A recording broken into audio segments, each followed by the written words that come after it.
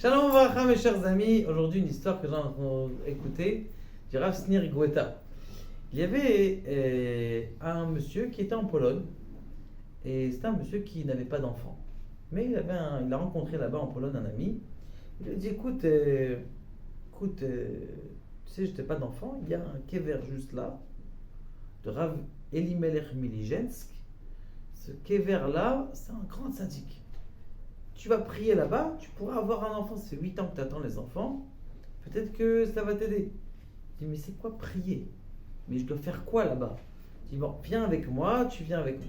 Là, on apprend, il rentre dans le kever, il commence à sentir une chaleur à l'intérieur de lui, il commence à transpirer. Il dit, mais qu'est-ce que je dois faire? Je dis, prie, demande au tzaddik qui t'aide d'avoir un enfant. Et qu'il intercède auprès de Dieu.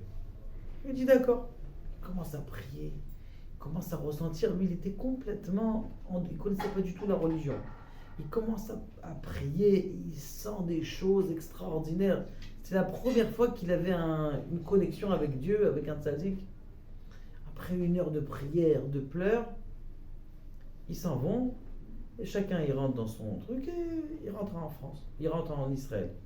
Il arrive en Israël, et après 3 mois, sa femme lui dit, écoute, c'est bizarre. Je me sens bizarre, j'ai des bouffées de chaleur, j'ai des sauts. Vérifie, peut-être que tu es enceinte.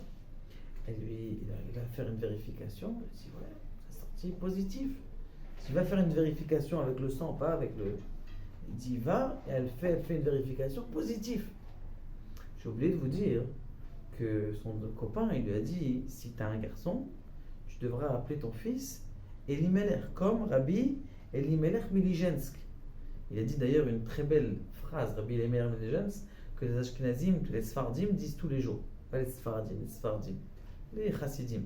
Ils disent Akadosh Baruch Hu, donne-moi la force de regarder que le bien chez les autres et pas chez le mal. Et pas le mal.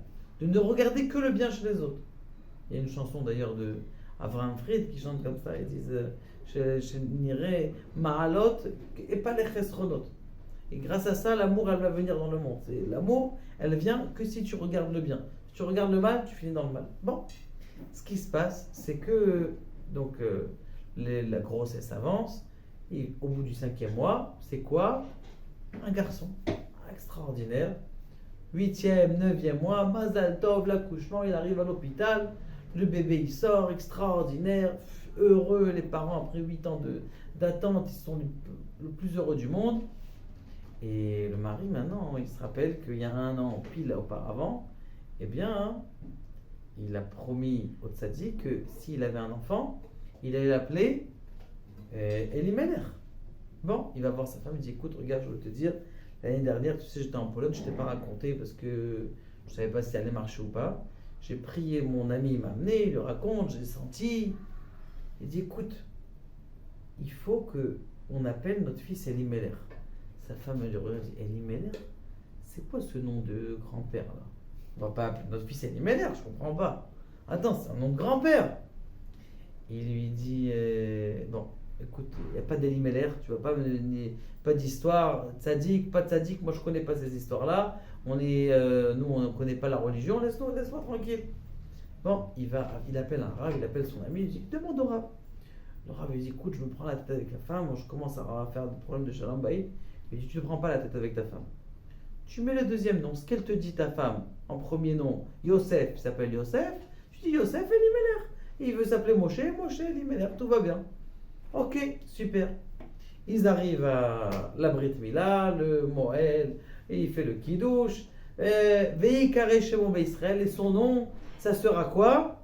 Alors lui, il ne sait pas ce que sa femme elle a choisi. Lui, il sait que son deuxième nom, c'est Elimelech, c'est tout ce qu'il sait. Sa femme elle dit, nous, Veikare Shemo Israël, sa femme elle dit, Noam. Il dit quoi Noam? Noam Elimelech. C'est quoi Noam Elimelech? C'est le Sefer du tzaddik. Le tzaddik, comment il s'appelle?